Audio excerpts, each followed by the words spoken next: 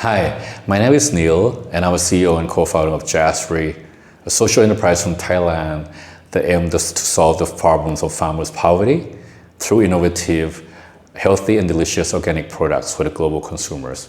So I'm here today to talk a little bit about entrepreneurship. What does it mean? What does entrepreneurship mean, right? What does it mean for you to be an entrepreneur? It's really about value creation. What differentiates entrepreneur from other businessmen is that you are creating value to the world. You are solving someone's problem, and eventually you can monetize this value.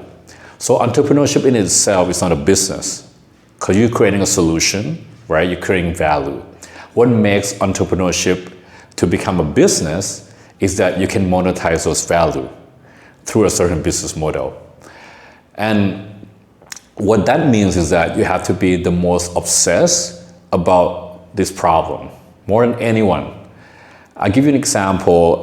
There's a brand from Thailand, a seaweed brand called Tokay Noi, and he created this seaweed which has been around for hundreds of years into $1 billion business. And people asked him, aren't you afraid that Unilever will come and copy your idea? And he said that I spent 24/7 on seaweed. Right? I'm the most obsessed about this problem. So it really requires a lot of passion and obsession in the problem you're tackling. And also what is often people misunderstand about entrepreneurship is that it takes a long time. It typically takes at least 3 to 4 years from an idea to turn into a business. Right? So for the first couple of years, you really have no idea what you're doing and how you're doing it. So you spend that time to learn, and you have to adapt and survive. So you have your North Star, which is your vision and mission, but you don't know how to get there. So you have to be adaptable in the way you approach that. Because it takes, again, at least 3 to 4 years from an idea to turn into a business, and at least 7 to 10 years for that business to become successful. I'll give an example from Brian Chesky, who's the founder of Airbnb, and I met him several years ago. And after the first year of Airbnb, they had 2 orders, right? They had 2 people that booked the room on Airbnb. And the company was on the verge of bankruptcy.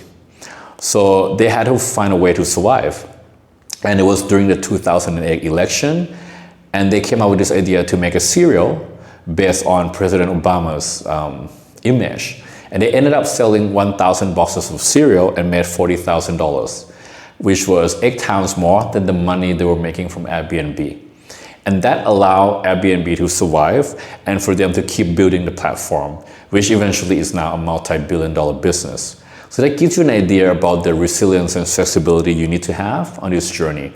But the most important part is that you have to keep learning every day. You have to keep building better solutions, understanding consumer problem. And I would say that that's the most critical component for you to survive the first part of your entrepreneurship.